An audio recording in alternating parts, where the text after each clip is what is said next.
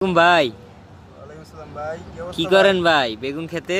ভাই বেগুন খেতে করতেছি ভাই। আমরা বেগুন গাছ লাগাইছিলাম কয়টা, বুঝছেন? হ্যাঁ। করবো কি, বেগুনের যে দাম বাড়ে রোজার মাস আসলে, হ্যাঁ। এই জন্য চিন্তা করলাম যে কতই বেগুন লাগাই। এই যে দেখেন গাছগুলো লাগাইছি, ও, মাশাআল্লাহ আল্লাহ দিলে এই যে দেখেন বেগুন হয়ে গেছে। বেগুন হইছে না ভাই?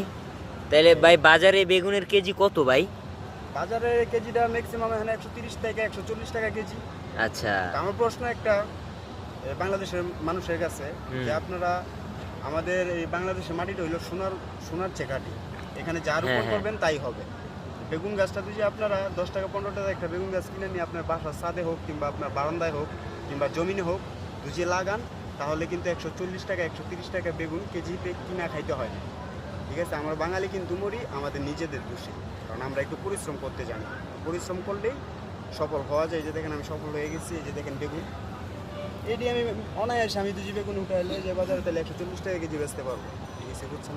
জি তো ভাই, আমরা সবাই একটা দুটা করে শাকসবজি যাই করি না কেন একটা দুটো করে গাছ লাগাবো, তাহলে আমাদের কাঁচামালের দামটা আলতার ভিতর থাকবে।